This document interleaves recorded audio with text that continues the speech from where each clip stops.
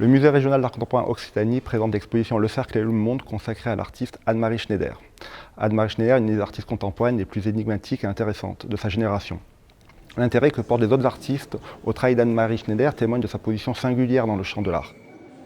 Bien que son œuvre ait fait l'objet d'expositions régulières depuis le début des années 90, sa présence reste aussi discrète qu'influente auprès des autres artistes.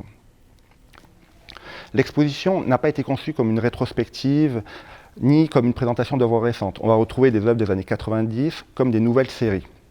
Notamment, on va retrouver un large ensemble de dessins au trait dans les années 90, crayons sur papier, fusain, encre de Chine.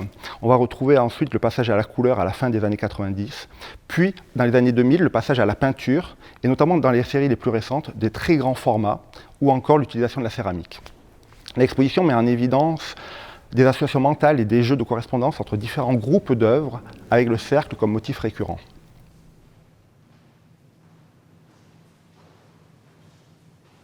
L'idée de l'exposition, c'était plutôt de rejouer un principe qui est au cœur même de l'œuvre de l'artiste, qui est un principe analogique, un principe de mise en relation des choses, c'est-à-dire un système de renvoi. C'est-à-dire que beaucoup de choses dans l'exposition font écho l'une à l'autre. Il y a des motifs qu'on retrouve d'une pièce à l'autre et qui courent à travers toute l'exposition.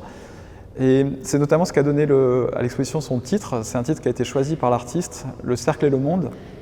Et effectivement, cette figure du cercle est une figure qui revient à différents endroits de l'exposition sous différentes formes.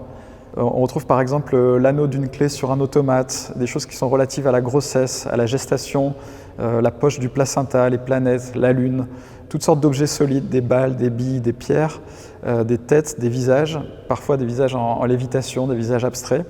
Donc c'est cette idée-là de renvoi et du fait que chaque chose peut être contenue ailleurs qui donne son organisation à l'exposition. Le côté peut-être naïf ou maladroit de certains dessins peut laisser penser qu'il y aurait dans cette forme d'art quelque chose de proche de l'art brut. En réalité, Anne-Marie Schneider, c'est une artiste qui est passée par les écoles des beaux-arts, qui connaît très bien l'histoire de l'art et très bien aussi le monde de l'art. Et en fait, son travail est rempli de citations à d'autres artistes. Il y a des artistes historiques comme Guston, comme René Daniels, qu'elle cite assez fréquemment. On retrouve même dans certaines pièces des pièces d'autres artistes comme Stephen Wilkes, par exemple, dans les vidéos.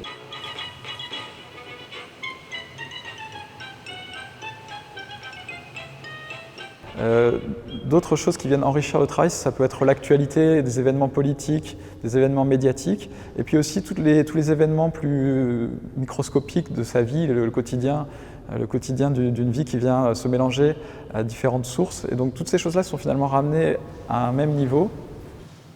Elle dit elle-même qu'elle travaille à la fois avec le conscient et l'inconscient, et ça se retrouve dans certaines œuvres. Vous avez par exemple ce dessin, on voit un visage, et à côté de lui une forme ovoïde, et le visage dit « j'hallucine un œuf », et en fait l'œuf, la pensée de l'œuf, tout ça se retrouve sur un même plan.